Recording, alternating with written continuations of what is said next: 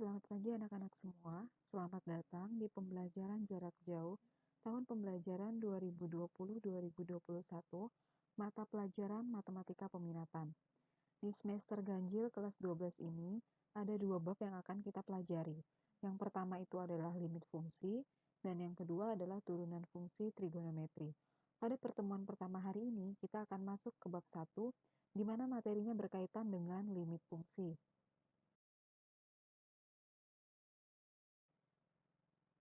Pada bab limit fungsi ini ada submateri yang berkaitan dengan limit fungsi trigonometri. Nah, di sini ada kunci atau rumus dasar untuk menyelesaikan permasalahan yang berkaitan dengan limit fungsi trigonometri.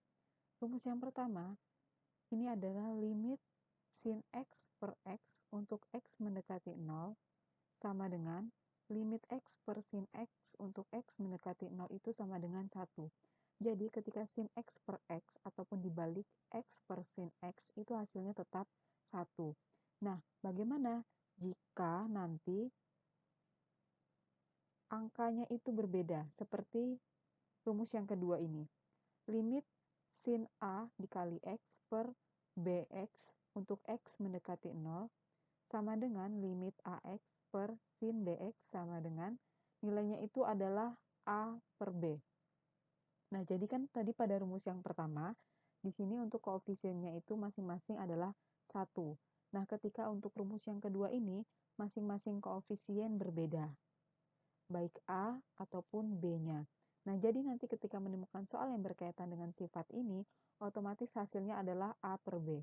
Walaupun dibolak-balik baik sin AX per BX ataupun AX per sin BX, hasilnya tetap A per B.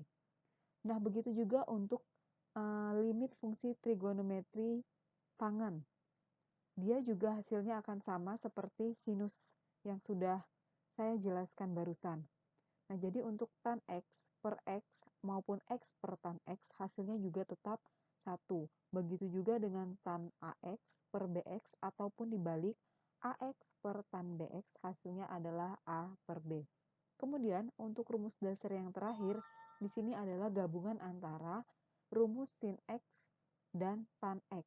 Misalkan limit sin X per tan X untuk X mendekati 0 itu sama dengan limit tan X per sin X sama dengan 1. Jadi hasilnya sama ketika dibalik, sin X per tan X ataupun tan X per sin X hasilnya tetap 1. Nah, begitu juga jika sin AX per tan BX sama dengan tan AX per sin BX jika dibalik hasilnya sama dengan A per B.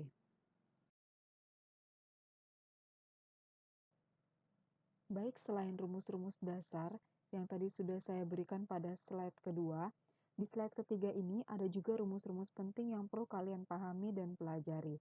Rumus-rumus penting ataupun rumus-rumus dasar yang sudah saya jelaskan ini semuanya ada pada LKS halaman 9. Di situ juga lengkap, kalian bisa baca satu persatu setiap rumusnya. Baiklah, kita akan bahas rumus-rumus penting yang nantinya akan berguna untuk menjawab soal-soal yang berkaitan dengan limit fungsi trigonometri. Oke, rumus yang pertama, sin A dikurang sin B sama dengan 2 cos A ditambah B per 2 dikali sin A dikurang B per 2. Kemudian untuk rumus yang kedua, sin A ditambah sin B sama dengan 2 sin A ditambah B per 2 dikali cos A dikurang B dibagi 2. Untuk rumus yang ketiga, cos A dikurang cos B sama dengan negatif 2 sin A ditambah B dibagi 2 dikali sin A dikurang B dibagi 2. Kemudian untuk rumus yang keempat, cos A ditambah cos B sama dengan 2 cos A ditambah B per 2 dikali cos A dikurang B per 2. Nah, jadi antara rumus sin A dikurang sin B ataupun sin A ditambah sin B itu kalian hanya harus perlu memahami bolak-balik atau antara cos dan sin-nya. Begitu juga dengan cos A dikurang cos B ataupun cos A ditambah cos B itu hanya perbedaan bolak-balik antara sin dan cos-nya. Nah, kemudian untuk menentukan rumus dari cos 2A itu sama dengan 1 dikurang 2 sin kuadrat A. Nah, bagaimana kalau kita mau memindahkan ruas dan menemukan nilai dari 1 dikurang cos 2A itu sama dengan 2 sin kuadrat A. Jadi pada rumus yang ke-5 ini, itu hanya pemindah ruasan antara cos 2A sama dengan 1 dikurang 2 sin kuadrat A. Nah, begitu juga dengan rumus penting yang terakhir, cos A itu sama dengan 1 dikurang 2 sin kuadrat setengah A. Nah, bagaimana kalau kita mau mencari 1 dikurang cos A? Maka nilainya otomatis tinggal pindah ruas dan mendapatkan hasil yaitu 2 sin kuadrat setengah A.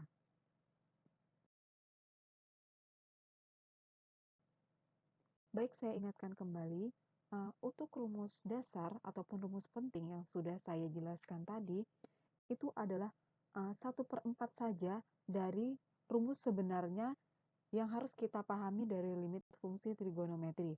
Nah, jadi rumus dasar ataupun rumus penting dari limit fungsi trigonometri itu sangat banyak. Nah, kalian nanti bisa sambil cari-cari di Google, searching. Jadi kalau misalnya kalian menemukan soal yang tidak ada rumusnya baik di slide ataupun di LKS, kalian bisa cari di Google karena rumus untuk limit fungsi trigonometri itu lumayan banyak. Jadi kalian harus benar-benar memahami dan kalau bisa hafal sedikit demi sedikit. Oke, kita lanjut ke teknik perhitungan limit. Nah, di sini untuk submateri ini, teknik perhitungan limit itu dibedakan menjadi dua. Yang pertama, kita bisa gunakan dengan substitusi langsung, dan yang kedua, kita bisa melakukan jika bentuk itu tak tentu, maka kita bisa rubah ke kunci dasar. Nah, untuk limit sendiri, kita pernah mempelajari di kelas 11, terutama untuk cara substitusi langsung. Nah, semoga kalian semua masih ingat dan nanti ketika diberikan contoh akan memudahkan kalian untuk memahami contoh yang diberikan.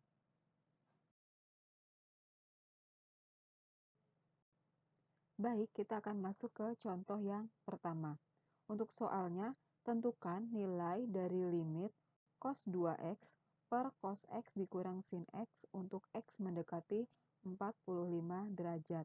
Nah, tadi kita sudah tahu bahwa teknik untuk perhitungan limit itu kan ada dua. Yang pertama adalah substitusi langsung, dan yang kedua adalah merubah ke rumus dasar. Nah, jadi kita coba dulu untuk cara yang pertama, substitusi langsung. Nah, di sini berarti kita akan mengganti nilai x-nya atau mensubstitusikan nilai x dengan nilai 45. Jadi cos 2x kita ganti menjadi cos 2 dikali 45. Jadi x-nya dikali 40 diganti menjadi 45. Kemudian cos x dikurang sin x itu menjadi cos 45 dikurang sin 45. Nah, setelah dihitung, ternyata dengan substitusi langsung itu mendapatkan hasil adalah 0/0. Nah, di sini berarti hasilnya tidak memenuhi untuk penyelesaian dari nilai limit. Nah, karena langkah yang pertama tidak memenuhi, berarti kita bisa mencari atau bisa menggunakan cara yang kedua, yaitu merubah soal ini ke bentuk dasar. Nah, jadi kalian harus ingat kembali rumus-rumus dasar tadi apa saja. Nah, soalnya di sini kan adalah cos 2x per cos x dikurang sin x. Nah, kira-kira yang mana yang bisa dirubah ke bentuk dasar? Oke, jadi yang bisa dirubah ke bentuk dasar itu adalah cos 2x. Nah, nanti kalian bisa lihat lagi, apa sih rumus dasar dari cos 2x? Nah, jadi rumus dasar dari cos 2x itu adalah cos kuadrat x dikurang dengan sin kuadrat x. Nah, jadi cos 2x per cos x dikurang sin x, kita rubah ke bentuk dasar. Nilainya menjadi cos kuadrat x dikurang sin kuadrat x per cos x dikurang sin x. Nah, setelah kita merubah ke bentuk dasar, kita bisa menyelesaikan rumus dasar tadi untuk kita faktorkan kembali. Tujuan dari pemfaktoran itu apa? Oke, supaya bentuk dari rumus dasar itu bisa lebih sederhana. Nah, jadi yang kita rubah dalam bentuk pemfaktoran itu adalah cos kuadrat x dikurang sin kuadrat x. Nah, kira-kira berubah menjadi apa? Oke, tepat sekali. Cos x dikurang sin x dikali cos x ditambah sin x. Jadi pemfaktoran ini nanti ketika kalian kalikan aljabar, hasilnya tetap sama, yaitu dengan cos 2x dikurang sin 2x. Nah, kemudian untuk penyebutnya masih sama, yaitu cos x dikurang sin x. Nah, setelah itu kita lihat mana yang kira-kira bisa dicoret atau bisa disederhanakan. Jadi pembilang dan penyebut itu sama. Oke, jadi yang sama itu adalah cos x dikurang sin x pada pembilang dan cos x dikurang sin x pada penyebut. Jadi bisa langsung kita coret, kita hilangkan, sehingga tinggal cos x ditambah sin x. Nah, jadi cos x ditambah sin x ini kita ganti nilai x-nya dengan 45 derajat. Sehingga cos 45 derajat ditambah sin 45 derajat itu menghasilkan 1.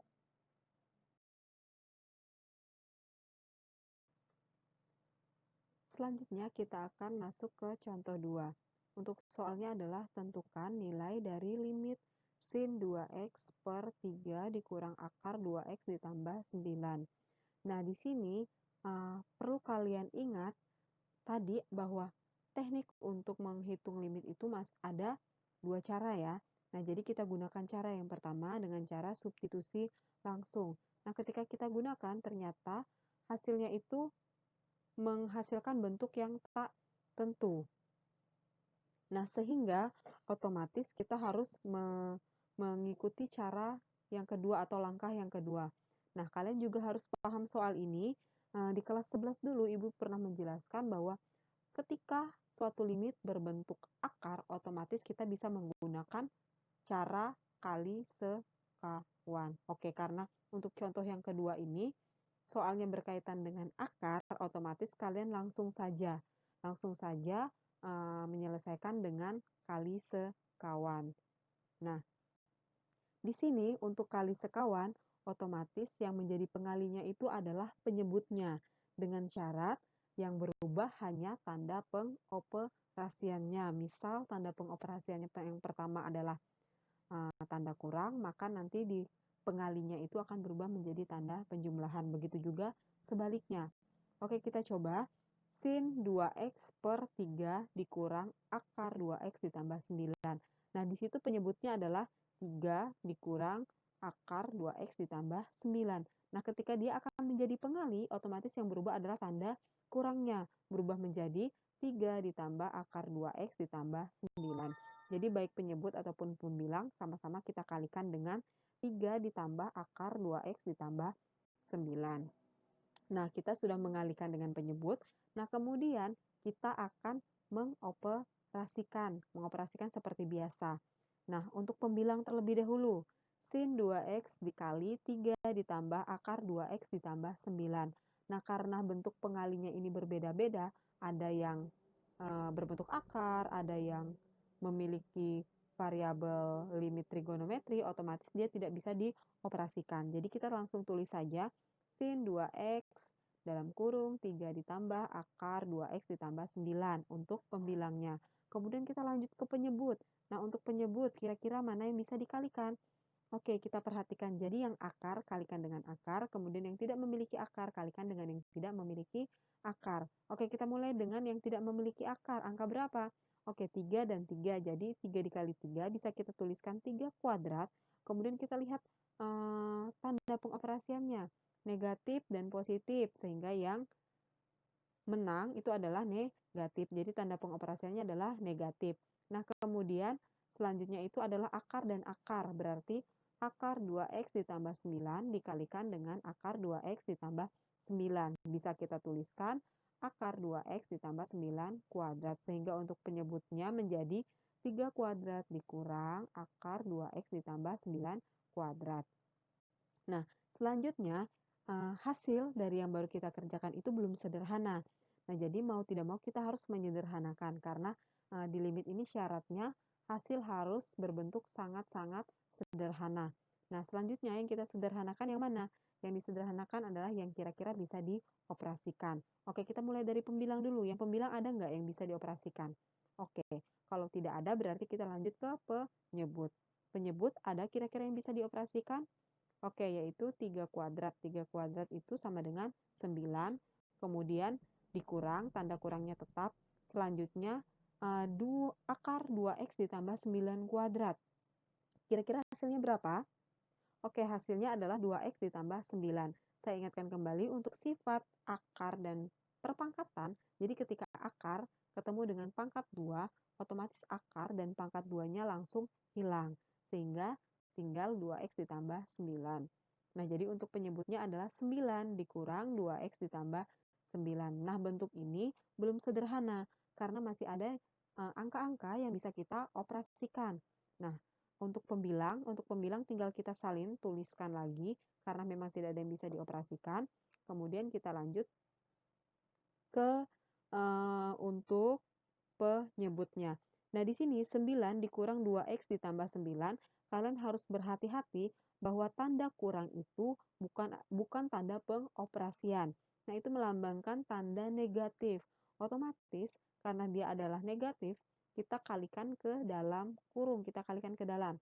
Jadi, negatif dikalikan 2x itu sama dengan negatif 2x. Kemudian, negatif dikalikan 9 itu sama dengan negatif 9.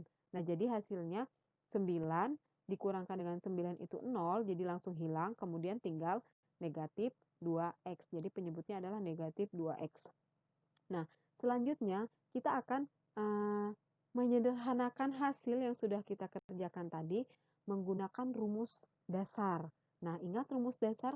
Nah, kira-kira mana yang bisa kita selesaikan dengan menggunakan rumus dasar? Oke, jadi sin 2x dibagi dengan 2x.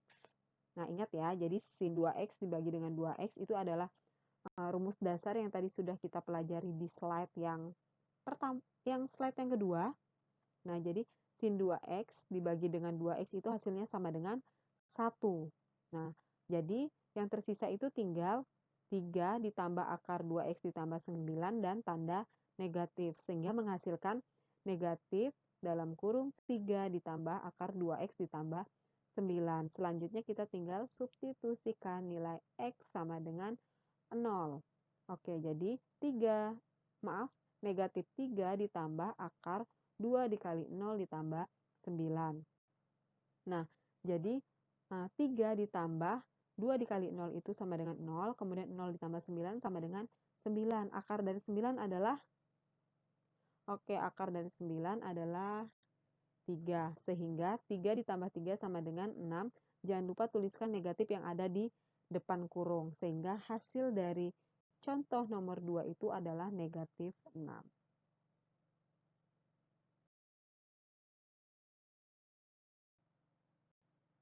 Baik, selanjutnya adalah contoh 3.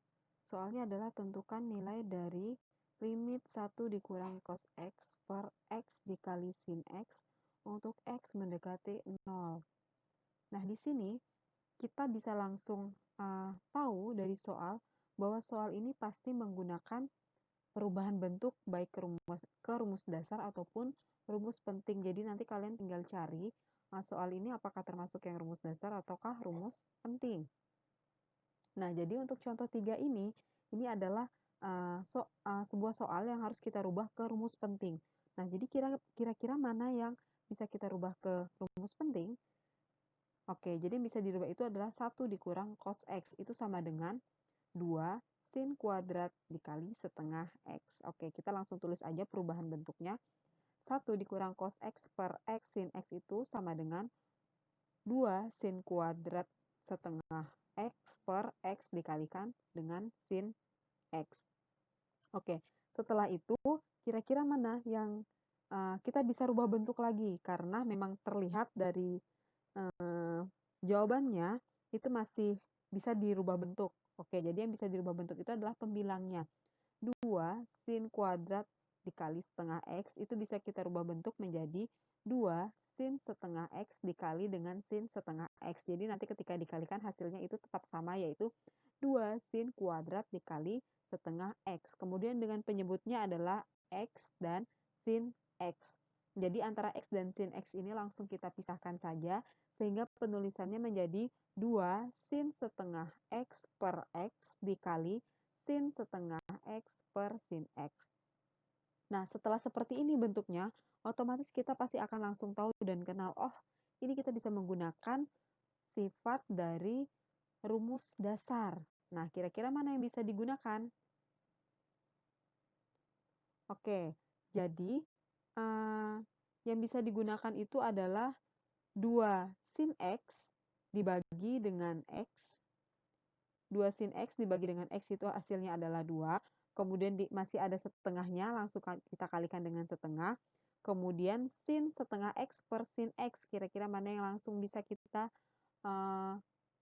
rubah ke bentuk dasar, yaitu adalah sin X dibagi dengan sin X itu sama dengan 1. Jadi yang masih ada itu adalah setengah. Sehingga hasilnya adalah 2 dikali 1/2 dikali 1/2 itu sama dengan 1/2.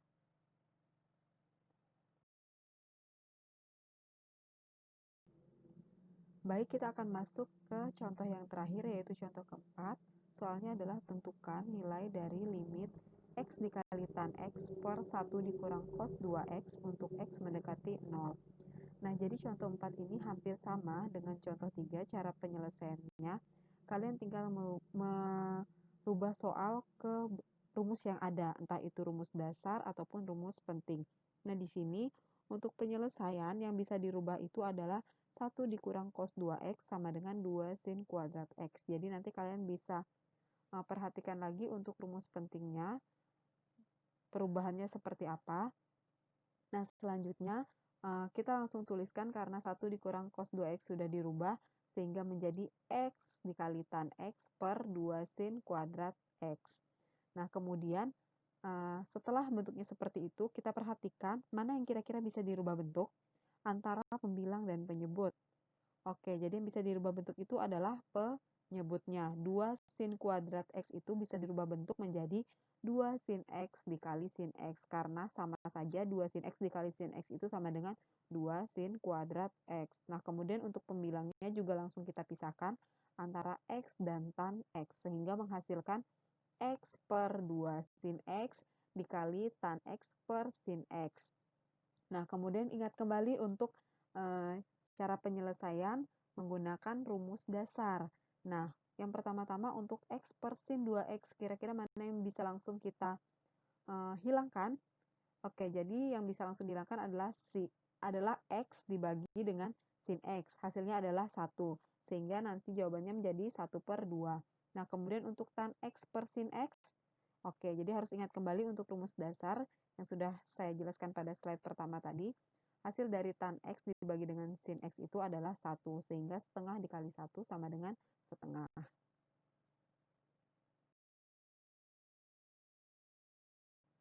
Sekian penjelasan dari saya untuk submateri mengenai limit fungsi trigonometri hari ini. Terima kasih.